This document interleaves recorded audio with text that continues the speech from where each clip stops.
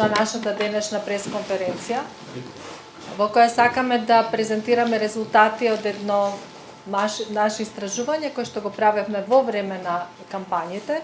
и тоа засновано на она што беше искажано во рамки на предизборните кампањи од страна на политичките субјекти.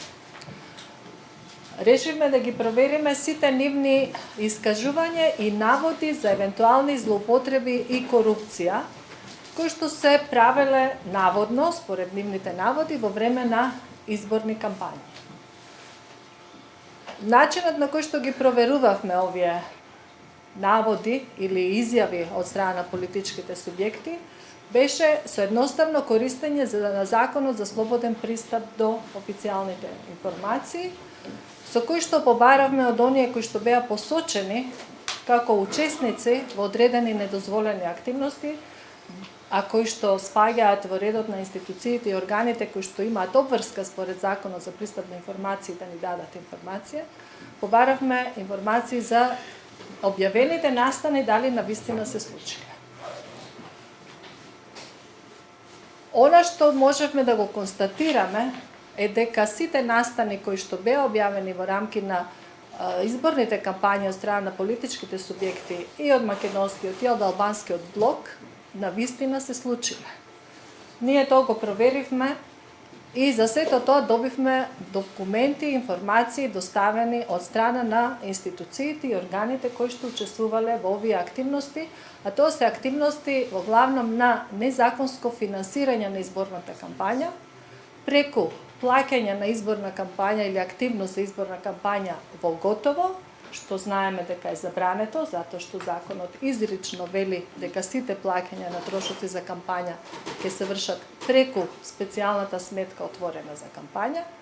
плаќање вршење од неовластен орган, односно од општински комитети на политички партии, иако знаеме дека плаќањето може да се врши исклучиво од страна на одговорниот за финансирање за изборната кампања преку трансакцијската сметка во вид на финансиска трансакција, а не во готово. И сите овие активности не беа прикажани во извештаите кои што се доставени до Државниот завод за ревизија, кој е доставен во 2 наврати од политичката партија која што користела таков тип на услуги. Во конкретниот случај, случајот кој што беше објавен за користењето на комуналните услуги од јавно комунално предпријатие Комуналец од Прилеп, кој што дало услуги на местење, односно поставување на огради кои се користени за време на митингот на ВМРО ДПМН во Прилеп, добивме информација од јавното комунално предпријатие дека да, таква набавка е побарана од политичката партија, да, таква набавка е реализирана, таква услуга е фактурирана и до тука се е во ред, додека не дојдовме до моментот да видиме дека таа услуга е платена во готово, што е апсолутно забрането, и дека таа услуга е платена од општинскиот комитет на ВМРО ДПМН во Прилеп, што исто така е забрането. Значи, во овој случај ќе ги известиме сите надлежни државни органи за тоа дека се направени прекршување на законот, изборниот законник во делот на финансирање на изборните кампањи и во делот на поднесување на извештај за финансирање на изборните кампањи, а против учесниците ќе бидат поднесени соодветни пријави, а против организаторот на кампањата и кривична пријава согласно кривичниот закон. Друг случај кој што исто така го проверивме, можеби вие кои ги следите повеќе кампањите во албанскиот блок се сеќавате на изјавата дека господинот Артан Груби праќал пораки за да се платат одредени сметки кои што се однесуваат на финансирање на одредени потреби за политичката партија во рамки на кампања. Тоа е настан кој што се случил за време на локалните избори во 2013. Но без разлика, тоа беше кажано сега во кампања и ние го проверивме и утврдивме дека е тоа точно. Односно, од општината Студеничани добивме информација дека јавна набавка не вршеле за тоа, но дека фактурите ги платиле ни доставија извод од плаќање, од кој што се гледа дека покрај тие фактури се платени и други трошоци за изборна кампања, односно во тој ден кога сето тоа е платено, сметката на општината била испразнета целосно, оставена на нула. И уште подалеку отидоа, значи ни го доставија со нивното писмо и наредбата со која е побарано од нив да ги платат тие фактури. Она што загрижува во овие два случаи кои се многу илустративни и кои што укажуваат дека ова е појава и дека ова постојано се случува, е прво дека државата не успеала да воспостави систем на ефикасно следење на финансирањето на изборните кампањи, што многу се одразува на демократските процеси во Република Македонија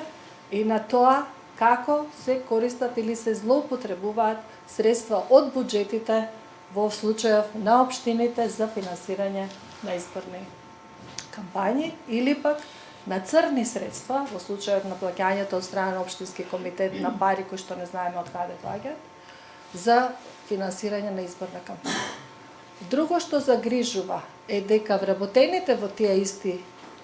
институции не прават разлика меѓу државата и правото, односно меѓу партијата и правото. Тие постапуваат по партиски налог без да водат грижа за тоа дали тие самите со таквите дејствувања прават кривични дела и незаконски дејствија за кои што на нив им се запретени високи затворски казни. Значи, никој нема да ги заштити тие луѓе од тоа дека постапиле по налог на партијата. Тоа не е оправдување пред законот, затоа што тие де факто направиле злоупотреби на своите службени положби. А тука законот предвидел многу високи казни. Исто така, високи казни се предвидени и за носителите на изборните кампањи, односно оние кои што се одговорни за финансирањето на изборните кампањи.